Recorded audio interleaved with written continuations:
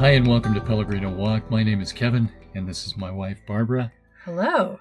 And we are in the series, The New Thing with Tricia Tillin. Mm-hmm. And I looked back at the last one we did, and it was when we were in Sedona in February. Yeah, so it's been a minute. It's been a minute, and we want to pick up again right where we left off. And so I think we should probably go into that and discuss where we were. We're going to be talking today about Word of Faith teachings, at least one of the headings. Correct. But we left off with the idea of mysticism and Illuminism and how they're Gnostic concepts and how they're kind of getting into the church today, right? Right. And we talked a little bit about, we started talking about the Toronto blessing and how that impacted the Toronto blessing. Right, exactly. And left off with the last sentence, I believe, which was all this was found in New Thought and led to Christian Science and Word of Faith doctrines. So, folks, if you haven't watched that last video or even the series, we encourage you to go back and download Tricia Tillin's PDF that we offer in the description as well, because really important to look at. Right. A fantastic article that she's written, and so many good things. Okay, so let's start up with the heading of Word of Faith teachings. So we'll just scroll this down a little bit. So Tricia starts to go into Word of Faith teachings, and she starts by saying this latter statement, which is the one that Kevin just referred to, about New Age movements and New Thought and Christian Science. This latter statement about Word of Faith teaching may startle and worry some readers who are not altogether familiar with the doctrine. However, although there is no space for a full analysis, it can be shown that Word of Faith does hold to Gnosticism to some degree. So if we can pause there for a quick second. I know we were talking in the last video. I was talking about imagination and the conception, because we've been dealing with this a lot with the sonship movement that we've been highlighting. But there's imagination of unto conception is a New Thought idea that came out of Restorationism of the 1800s, which of course Christian Science has come out of, Mormonism has come out of, and of course Word of Faith doctrines, right? Word of Faith. So the bullet points that are ahead of us here: the true man is spirit, not flesh. Again, there's a spectrum of teachings in Word of Faith, but this, of course, is one. We could rise above sin. That's an interesting one, considering even the sonship movement, which Word of Faith doctrines have gone into that, but Chris Bergeland, we no longer have a sin nature. Let's reverse the curse. Sickness, even death, to a life of the Spirit. So we can rise above sin, sickness, even death, to a life of the Spirit. While we're in our flesh body. While we're in the here and now. It's all about the here and now, right? Correct. Not biblical. We can overcome this fallen world, not by the life of Jesus, the tree of life, but by the tree of hidden wisdom, secret wisdom, through the possession and use of words, which have the creative power to release us from the material world. Ultimately, we become so glorified that we are transformed into spiritual beings. A lot of Word of Faith has, they have this little gods doctrine, right? And as I look at this idea of being deified, and we've talked about it so much, the Mormons, which comes out of Restorationism, they believe that we can become gods after death, right? And manifest sonship. Sonship teaching is we're on our way to becoming gods. And New Age, we're on our way to becoming gods. But the Word of Faith teachings with this little gods doctrine is that idea of us becoming gods now, that we are gods now, that we're divine beings. You hear guys like Creflo Dollar saying, well, if we're made in the image of God and in his likeness, God begets gods. stretches it out completely. Right. But again, this is what we're dealing with Right. word of faith, right? I think I remember a very alarming and a little bit creepy video with Kenneth Copeland, kind of going into the little gods. He was doing a sermon that I remember. I didn't really follow him much at all until later in life knew about him. But yeah, and I find this to be really blasphemous and heretical and very alarming because it ignores the whole passage in 1 Corinthians 15 where Paul starts talking about the order of resurrection and the perishable versus the imperishable body, heavenly bodies, earthly bodies. And the first point that Tricia Tillin makes, that true man is spirit, not flesh. I believe ultimately in eternity, after Jesus returns, true man is spirit. But we're going to have resurrection bodies correct. As well. But now, in bodies of flesh, we are flesh also. There's a both and there's a now and not yet. And I think both of those are imperative aspects of our nature now, while we lay hold of the things to come. We can't bypass it. Correct. Yeah. We can't ignore it too, or we can't pretend that because it's eventually going to happen, it's already happened now. That's erroneous and wrong. Yeah, the whole idea of rising above sin. Everybody wants to.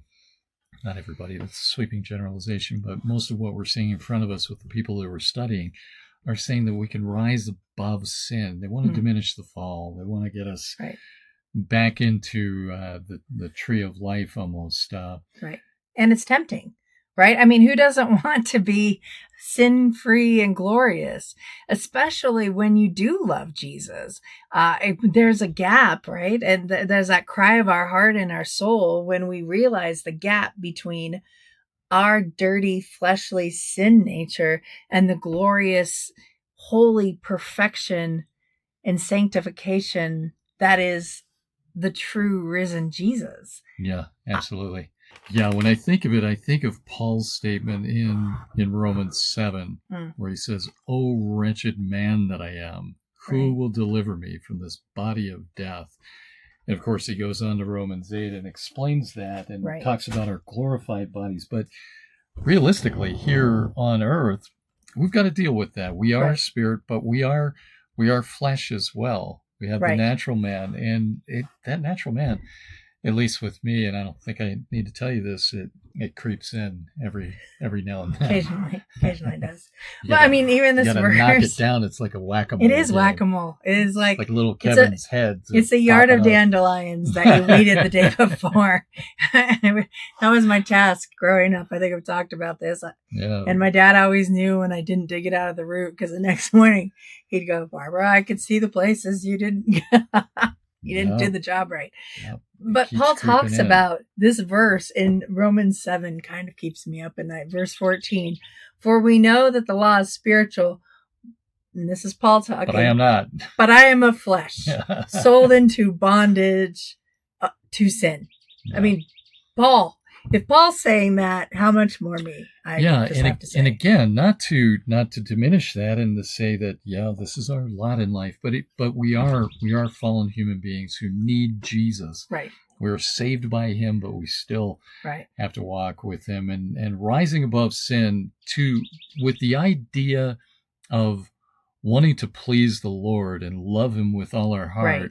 And out of that, I understand it, but wanting to rise above sin because we could somehow be perfected in this life, even to the point, and that's really what we're talking about with word of faith, right? Right. Well, speaking things into existence so that we can attain something on this side. But the amazing thing is ourselves. All the word of faith teachers die. Isn't that interesting? They all die. Yes. So they never attain to that. All the sonship teachers die. Right. Right. And I think that's the thing that is hardest sometimes for me with this idea of the one new man. this erroneous man-made version, not the biblical model, obviously, because removing my sin nature denies the cross, negates the cross. It's a heresy and blasphemy on Jesus that is paramount. And the other problem that I have with Word of Faith and this idea of, having a sinless nature and that it's more about knowledge than Jesus. It's more about hidden knowledge than Jesus, is the idea that it's still mostly about them rather than Jesus. Yeah. Because the reason my sin is so egregious to me, the more time I spend in the presence of the Lord and his kindness and his word, the more I sit with his perfection and his goodness and his mercy, the more I ache to be like him and to let him remove everything that I carry in my heart, in my life, in my spirit, soul, that is egregious to him. When I hear of the sin nature being minimized, eradicated, erased, I think the perfection now seems like, and tell me if you agree with this, it seems like it's more about the men and women than it is about Jesus. The gap being closed isn't because I'm laying prostrate on the floor before Jesus, weeping over my sin, like Paul talks about, when you really understand the little that I can, the capacity of it. Yeah, no, it's about the here and now, and it's about an elite status, the exact thing that Jesus talked about with the Pharisees and spoke against.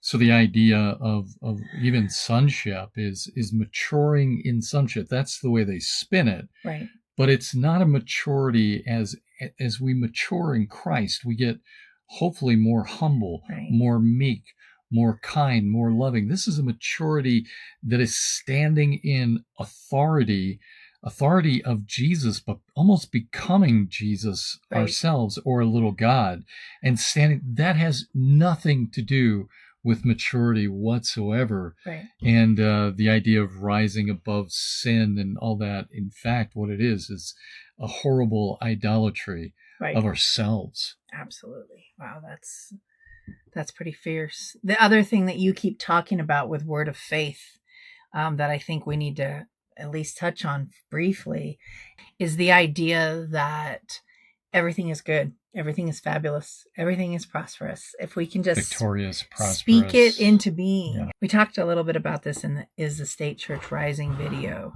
But that idea, where we are on the timeline and why we have such an urgency to even do these videos in the first place, is processing our story, understanding clergy abuse, talking through that. But also, most importantly, it's to ready, equip, and prepare the body of believers, including us, starting with our own hearts, for the return of Jesus. Yeah. And so in this Word of Faith, it just seems like, it reminds me a little bit about summer camp, where everything's good, everything's fun, and you don't have any worries. And, just name it and claim it and speak it into being, and whatever you want is yours. And, and am I wrong about that? Because I think that's one of the things that you talk about a lot that I've it really resonates in my heart. Yeah. No, I don't.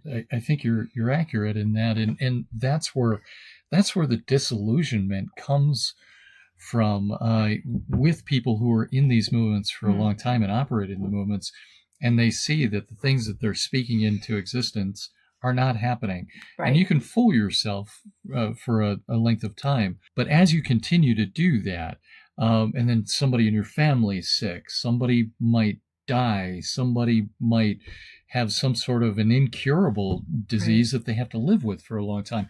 How do you deal with that? And those are the points in time where you either deconstruct your faith or you totally look at Jesus and go, wait a minute, what does the word say? Right. And you're corrected. What if, bombs are dropping on your village, or you lose your job and you can't feed your family, or, you don't have money to take your kid to the hospital? Again, all these things come into play with Word of Faith teachings, and it's just completely heretical and against the Bible, and puts people in positions where they are absolutely going to be disillusioned eventually. Right. So, with that in mind, I guess we can move on to the New Age Doctrines. The New Age Doctrines. So Yep. let's pull that up. And I guess I will read this one. It's easy to see where New Agers get their beliefs because all the doctrines of Gnosticism are there. Gnosticism of old is basically the same as the modern New Age movement and teaches spiritual evolution and God consciousness in the same way. Just with that one statement right there, I want to stop for a second because we've been talking a lot about, we did a video on Constance Cumby, right? And where she was saying this Ernest Ramsey in Kansas City a while ago had looked at the sonship movement and said, wow, that looks exactly the same as what we're teaching here at Unity. It's the same stuff. So where did they get it from? Obviously, this whole article's on, at least the first part of it is on Gnosticism, and it's all a blend of that and coming out of that, right? Yep. And I think that's the thing that Tricia Tillin speaks about and goes into in this next section that I think is pertinent and really important because I think you and I have also encountered a lot of people talking about the Toronto blessing and what happened in Toronto as some sort of template for who God is and what he's like, in really profound ways that are best case scenario. And I'm being a little facetious, not unfounded. Worst case scenario, blasphemous, heretical, demonic misrepresentation of Jesus in its very core. Yeah. So she talks about how Toronto is a synthesis of both Illuminism, which is what we talked about before, and mysticism. So it's a both and, which is really shocking. And coming out of Gnosticism, right? That idea of mysticism, which is the way in. If you can bring mysticism into any religion, it changes it, especially one that talks about truth, like Christianity. Right. The way you get there is through meditation. But then you have Illuminism as well, which is more of that elite side of enlightenment. And we have reached enlightenment, and she's saying that it's a synthesis of both. Right. And she goes into the mystic cults offered the inner revelation that came by an encounter with the divine, such as the yoga and meditation of Buddhism. Which actually came out of Hinduism, which is a whole other thing. Right. And then the second one is Illuministic cults, such as Rosicrucianism, offers study of the hidden doctrines that led to enlightenment. So that's what you're just talking about, right?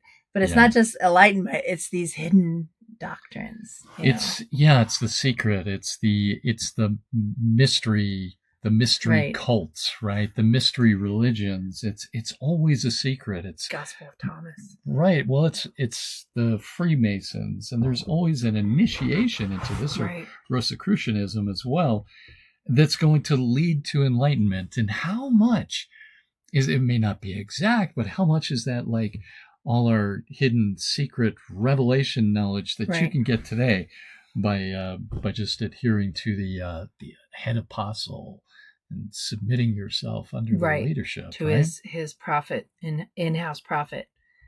Very, very shocking. Very shocking. So definitely Tricia Tillin saying that Toronto was a synthesis of both of this. She goes on to say, but now for the first time, we have a movement that combines both elements of Gnosticism. The Toronto experience utilizes both the doctrine and the mystical experiences of the Gnostics.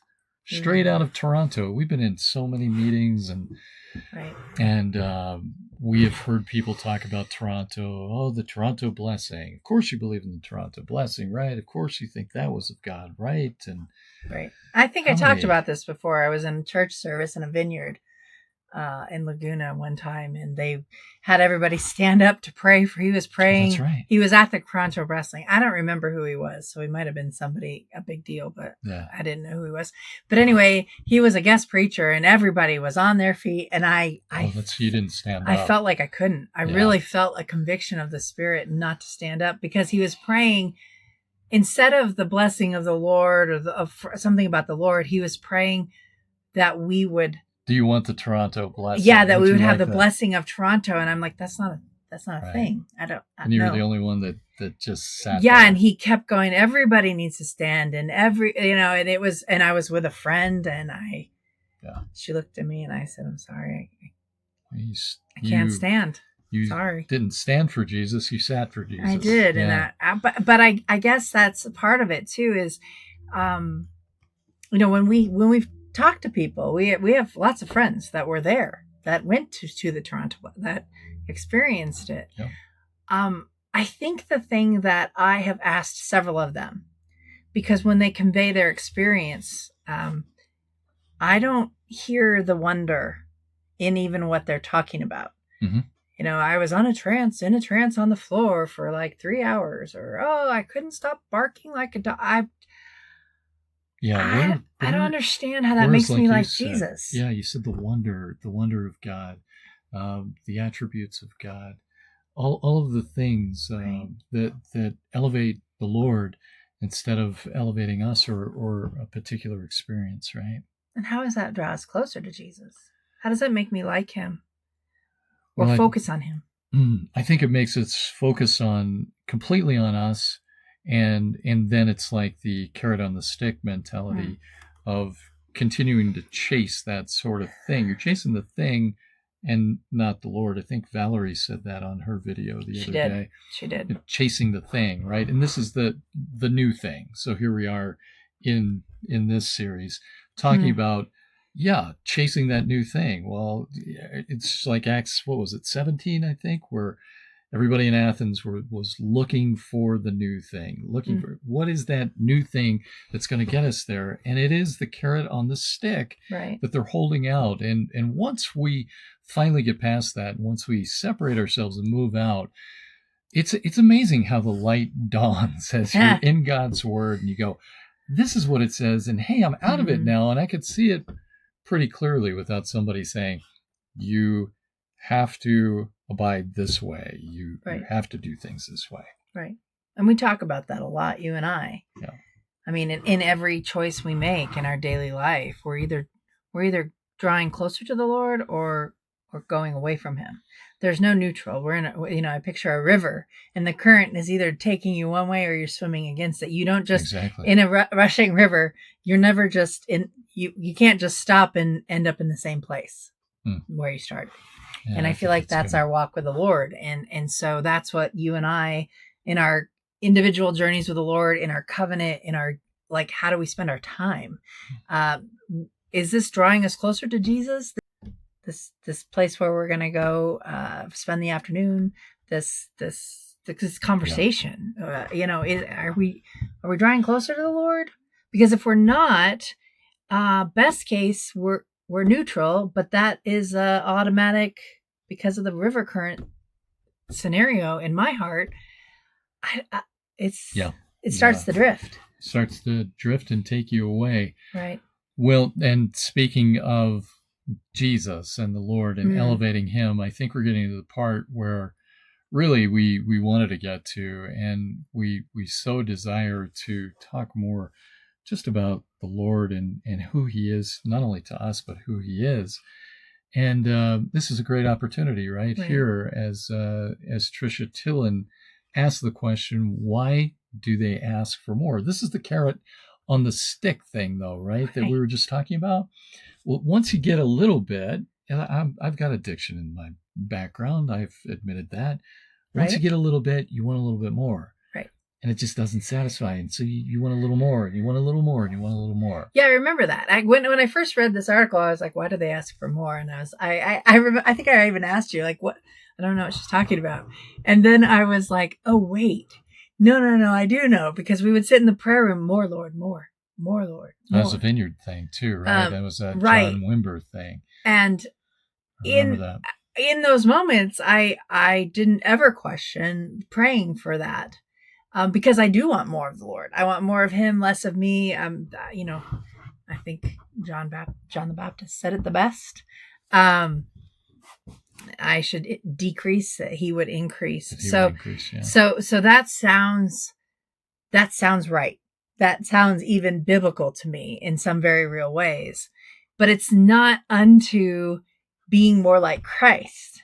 Yeah, there's some sort of line there that we can cross where it becomes more about us than having more power, having more authority, even having more healing. Like, I want Jesus more than I want His stuff. That's it. Yeah, that's it. Well, she says that Jesus Christ came to satisfy. He offered the water that once tasted would leave the disciple completely sated, no longer thirsty and hungry for more. Jesus answered and said unto her, Whosoever drinketh of this water shall thirst again, but whosoever drinketh of the water that I shall give him shall never thirst, but the water that I shall give him shall be in him a well of water springing up into everlasting life. That's John 4:13 and 14. Isn't that the Lord? He satisfies. That comes back to what I was just talking about with addiction, right? The constantly wanting more, and you get more, and you get more, and you get more. And I came to the point in my life at age 57, just said it on my video, right? Where I said, wow, I finally hit my head maybe for the last time and said, wow, this world doesn't satisfy. Or what? It just doesn't satisfy. I finally figured it out after a million times of hitting my head, coming to the Lord and realizing, wow, this is living water that I would say literally is welling up within inside of you. You feel it, you taste it, and it exudes out of you because it's an inside out. Right. When I hear this verse, when you were reading it, I was just like, but the water that I shall give him shall be in him a well of water springing up into everlasting life. What is he like? Who does that? Yeah. I'm a wreck, a total mess. I mean, come on. It's just... Yeah, it's incredible. Unbelievably audacious and merciful and kind and all the things. It's just fantastic. All the things, but he describes this and then he does it. Yeah, he is it. Yeah, and that's the thing. You come to Jesus and he does this somehow inside of you. And it's amazing. In spite of you. In spite of you and all the things. Wow. And then Jesus said unto them, I am the bread of life. He that cometh to me shall never hunger. He that believeth on me shall never thirst. That's John 6:35. What are your thoughts on that? I mean, it pretty much, he's the bread of life. Never hunger. He that believeth on me shall never thirst. I mean, when you talk about addiction, when I talk about some of the appalling choices I made in my story too, it was because I was searching. I was searching for fun or for excitement or adventure or, something that would be just like, stimulating and other. I mean, I look at people making their bucket lists, and what is the root of all of it? It's that we're just searching for something more, and something better or different than we have. It's that grass is always greener thing. But Jesus is like, I am the bread of life. Yeah. He that cometh to me shall never hunger. Never hunger. Never hunger. Think about that. And he that believeth on me shall never thirst.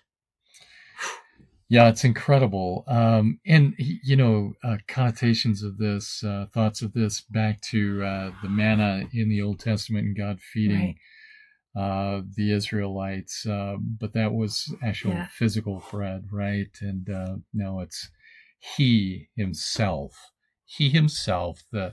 the Word made flesh. Was in John 1. I camp in John 1 now because I deal with so much of the non-John 1, I am becoming God every day, right, that I go back to see if it's still there. And it's, you know what? It's still there, and it's always going to be there. right.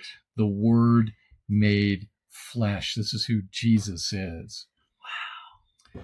So she writes a little bit further. It's a pity people don't sing the old songs. In days gone by, we really knew how to proclaim our satisfaction in our all-sufficient Lord. For instance, who remembers, I'm feeding on the living bread. I'm drinking at the fountainhead. And whoso drinketh, Jesus said, shall never, never thirst again. What? Never thirst again? What? No, never thirst again. What? Never thirst again? No, never thirst again. For whoso drinketh, Jesus said, shall never thirst again. A hymn that certainly describes what we were just talking about in John 4. Takes me back to my piano playing days. Did you used to play that one? Yeah. I think so. Yeah. Okay. We don't have a piano here, so you we got don't. a guitar over there. If you'd like to play on the table sometimes. If you'd like to do a little number for the folks. I'm not great with a guitar. No, that's your area. I've got my 3 chords. Knowing Jesus is, in fact, the only way on earth to know contentment and spiritual satisfaction. Amen. And reading in Ecclesiastes, and that was a book that I was in when I was coming out of addiction, and I came to the Lord. But what a description of just, chasing after the wind, right? Just put out all a video like that. Just all is vanity, and but with Jesus, there's spiritual satisfaction. Folks, this is just so cool that we could talk about this. Right. And even though we started out with Word of Faith, and we've talked about mysticism, Illuminism, and Gnosticism, and all that, we're ending on Jesus. And what a great place to end. He's the point. He's the root. Oh, that men would give thanks to the Lord for his goodness and for his wonderful works to the children of men. For he satisfies the longing soul and fills the hungry soul with goodness. Psalm 107, verses 8 and 9. And this one kind of guides our life a lot. Why do you spend money for what is not bread and your wages for what does not satisfy? Listen carefully to me and eat what is good, and let your soul delight itself in abundance. And that's Isaiah 55:2. Yeah, it's like your favorite book in the Bible. I love Isaiah. Right? I love him. Yes. Those words, Isaiah 53, every time. Well, and this is what we used to think of with people that we'd witness to, and we tell them about Jesus, and that were in the world, and we try to describe what it's like coming to Jesus, and you can have this too if you repent and believe. And now it seems like we're pleading with Christians to understand what his goodness is, and what this longing soul needs. It's Jesus. It's not the thing. It's not the new thing. It's not all the carrot on the stick that they're holding out. It's not his stuff. I was talking to a friend. We were helping put on a conference 100 years ago. It feels like in Northfield, Massachusetts, and there was a point that we walked into the auditorium, and we were at on D.L. Moody's property. It was really beautiful, but it was there were some parts of it that were really not so great. And one of the times we both walked into the room, and I don't even remember who was on the stage, but he had a white hanky, and like an old school handkerchief that my dad carries still in his pocket. Mm-hmm. And he was waving it around, and there was like a sunken down in the audience, down in the pit, the pit where the orchestra would be. And it was grown men and women, my age and older, in very nice, the East Coast dress a lot fancier than we do. And they were all very beautifully coiffed, and they were running back and forth. And this man had a hanky, and he was running the length of the stage and running back. And they were trying to touch the hanky because he was telling them that it was like Paul in the book of Acts. It was anointed, and that they would get healing and gifts. I looked at my friend, and she looked at me, and we turned around and we walked back out, and I was crying, and we prayed, and I think it's always a good reminder to me, because I've been that person in a different capacity. I don't ever want to be somebody that wants Jesus's stuff. Yeah. More than Jesus. I said that earlier, but it's real. He is enough. He is what satisfies. He is the bread. He is the life. He is the one. And all this other stuff rusts and fades and tarnishes, and we can't take it with us. And it's not even about him at all. Yeah, I was thinking of the song, I'd Rather Have Jesus, right? Yeah. It's all about Jesus. I'd rather have Jesus than silver and gold, riches untold, houses or land. I'd rather be led by his nail-pierced hand. I think that's the problem, is that Christianity as a whole has become about the product. It's all about what we can get from Jesus. I've made this example before, where I used to work in a recovery center, and guys would come in and they would be at various stages. Some of them would still be in active addiction, but there was always a tell for the person that really wanted help, because they would come in and it would be more about what they can gain by getting rid of this this problem, this addiction that they had. Yeah, they didn't want to get rid of it so that they could become free in Christ necessarily. It was a Christian recovery program, right? So to speak. They wanted the houses. They wanted the normal life. They wanted a good wife. They wanted to push this aside so that they could have what everybody else has that they're seeing out there. And I feel like that's almost what the church has become now. It's all about what we can gain, and almost like you're choosing add-ons for a car, and you can click on it when you do it online, and you're going to order a car online. And I'll take that, and I want it in red, and I want the nice tires, and I want this package and that. And we do that with the Bible, and we pick out verses here and there where we're going to, I'd like that. That one's good. That one, tear that one out, throw that one away. I don't want it. This one's good, though, because it talks about what I'm going to gain, right? Well, and then the problem becomes when you get the red fancy car, you save up, you get the car, you are so excited, you drive it home, and the next day you look over in your neighbor's yard, right? And he's got the next year's model, so your car suddenly doesn't look so fancy and exciting.